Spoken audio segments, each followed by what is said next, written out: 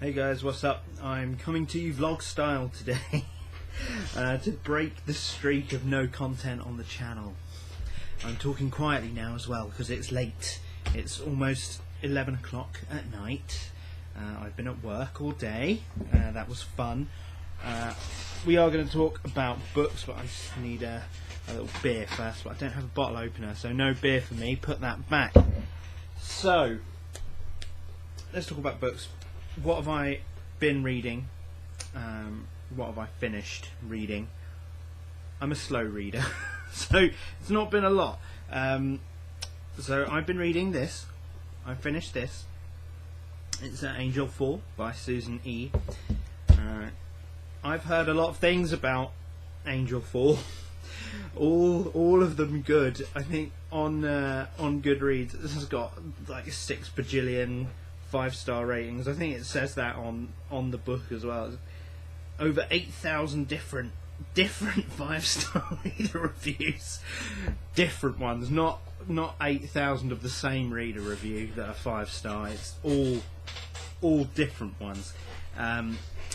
Mine was not one of them. You can read it. I'll leave a link in the description to my review of Angelfall. I wasn't positive in that review, other than positive that it was garbage. This is probably one of the worst books I've read in a long time.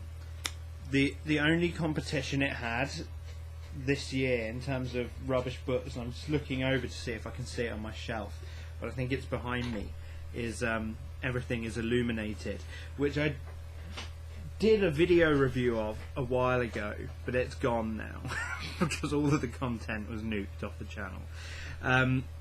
There are a lot of reasons why I didn't like this book. Most of it is to do with the fact that it was about an invasion of Earth by an army of hunks, and they all came to Earth. They're angels. The angels are hunks in Angelfall. They're not sort of biblical at all.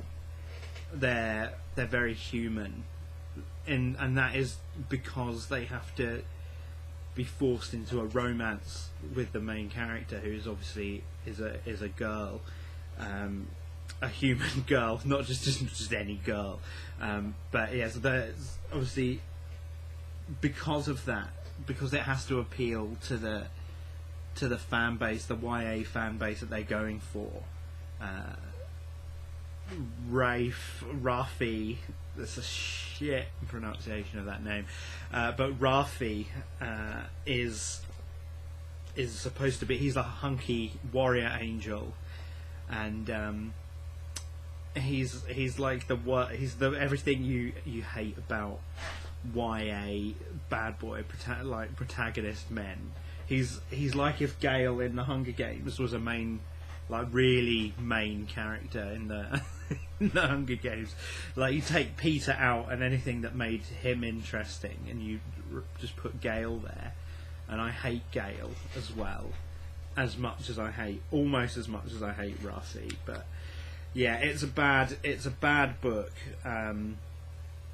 Everyone says it's really good. I don't understand it.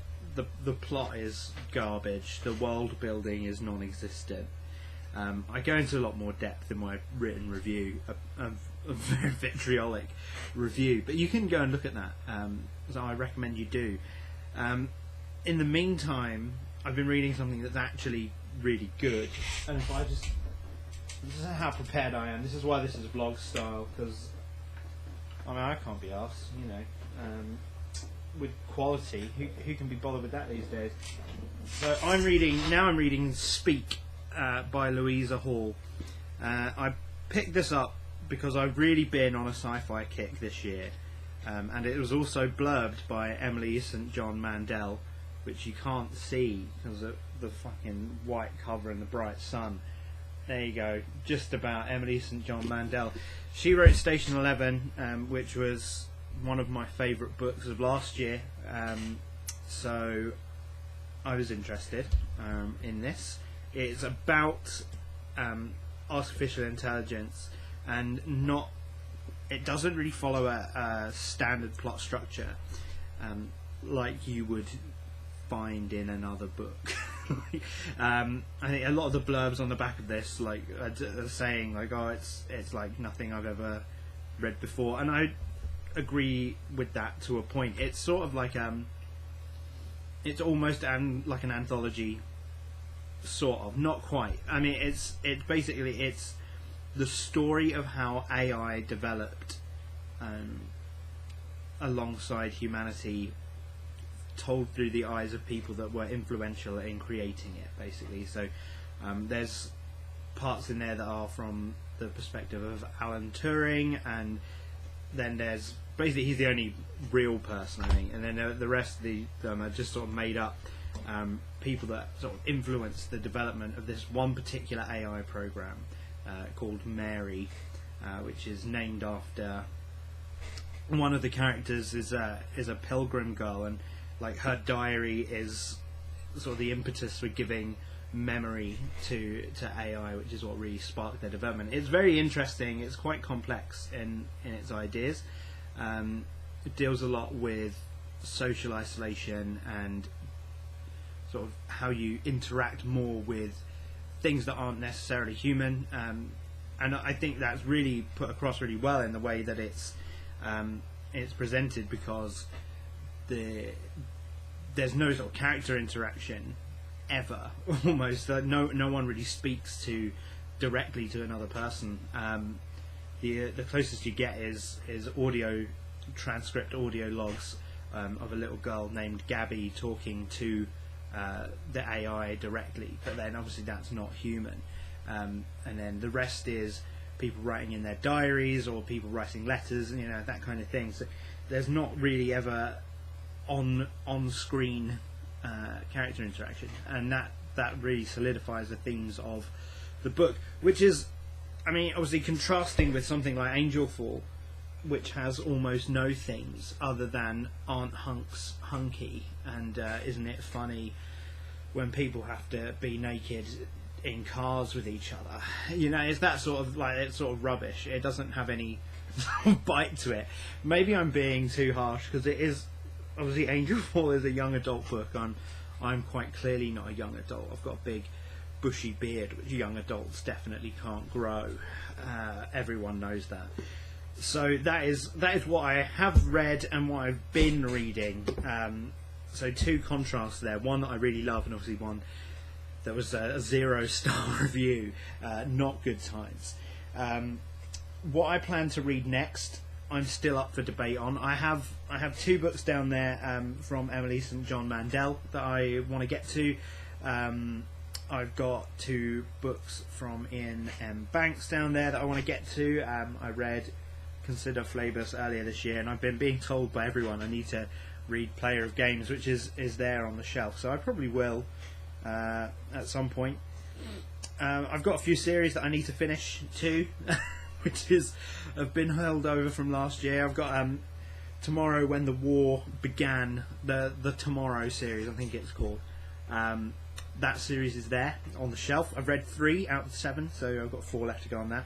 I've got 5 books in the Mortal Instruments series to go as well, but I'm sort of waiting for the TV show to come back before I dive back into that world, because yeah, I mean, the TV show is just delightfully done, and that sort of is really what sold me on that to begin with. So I don't know, I think what separates, it's interesting, what separates the Mortal Instruments from Angelfall, where they're both about hunky angels, I think it's because Angelfall takes itself so seriously a lot of the time, and the attempts at witty humour, like, I don't think Susanny is a very witty person. I don't think she knows really what witty repartee actually looks like. She might have seen it in films or something.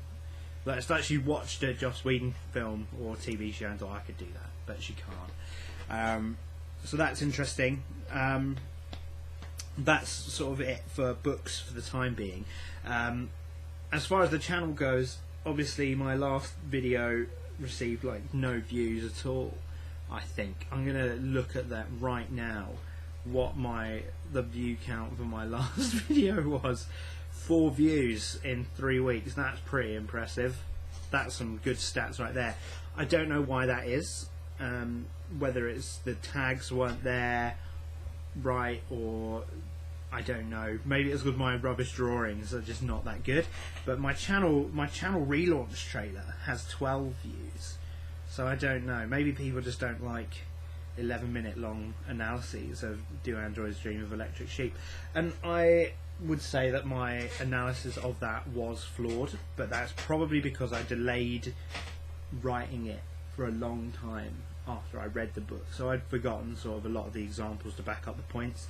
I think I made all the points that I wanted to make, but it wasn't as eloquent as I wanted it to be, which is something I want to work on for future videos. And as for future videos, what are my plans? Obviously I need to do proper videos again at some point, can't just do vlogs forever, although I do plan to do more vlogs, just to keep content there. I know I'm not looking at the camera and stuff, but I'm just awkward when it comes to being on camera, which is why I don't plan on going on camera for videos that much. I just want to do it in the terrible paint drawing style, which is fine. I think it leads, I don't know, I get, why am I doing it that way is a question I've been asking myself, and the reason I've come up with is because I'm just really sick of seeing the same old booktube fucking video, you know what I mean? Like the typical booktube video. Like I've got the classic white shelves, they're just over here. Might as well point the camera over here, it's rubbish as it is. So here we go, there's my bookshelf. As you can see, it's got books on it. Not the best angle ever, but that's where my bookshelf is. The stuff behind me is books too, obviously, and video games and stuff, and DVDs. You might notice that this part is quite empty, but that's because my brother's come back into town and decided to clear out all of his old junk from there. So that's gone. Which leaves me more space to expand, which is good.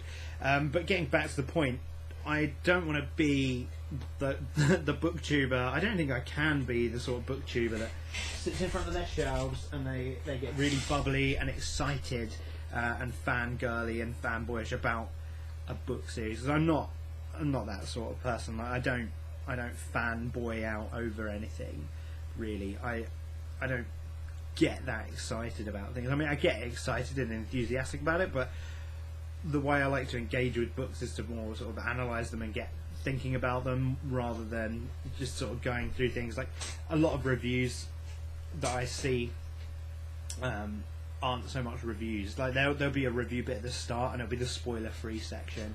I don't think a book review should ever have a spoiler section. I don't think it's necessary. You should be able to make the points that you want to make without spoiling major plot elements. But the reason I think that a lot of that is there is because what people call a review is that they just want to talk about what happened in the book in a fandom way, and there's nothing wrong with that. Like I don't have a problem with that, but it's not what I want to do. And maybe that's why I don't get any views, because maybe that's what people want to watch. I don't know, but that's sort of where I come across it. Yeah, so as for what I'm going to do next, video wise, I might do an analysis of Speak. It is sort of a similar vein to Do Androids Dream of Electric Sheep. It's all about, you know, robots and sci-fi and stuff. Or I might do a comparison video of YA literature that I think is really good and YA literature that I think is really bad. So it could be a comparison of The Mortal Instruments versus Angelfall, for example. Those are quite similar in terms of what they were going for. I think one hit and one definitely didn't for me. But more, the one that I'm thinking of doing the most is something like Paper Towns versus something like The Haters by Jesse Andrews, which I don't think I've seen anyone speak about that book, and I don't know why that is, because Me and Earl and the Dying Girl was a was a bestseller when it came out, and I think maybe the reason for that is because it was a bestseller for the wrong reasons. I think a lot of people maybe went into it expecting the next Fault in Our Stars, and they didn't get that. What they got was very different to the Fault in Our Stars. I haven't read The Fault in Our Stars, but I can tell, like, from having read other John Green books, that he didn't write something that was like Me and Earl and the Dying Girl, that's for sure. So yeah, the future is going to be interesting on that. I'm going to take a little bit of time to do those videos, because they take a long time to do.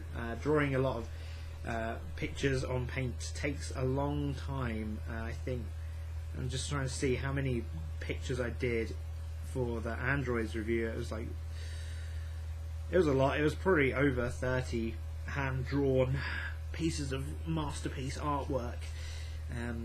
Obviously they're not they're hardly masterpieces, but it does take time. So yeah, it takes time to do, takes time to script that sort of thing.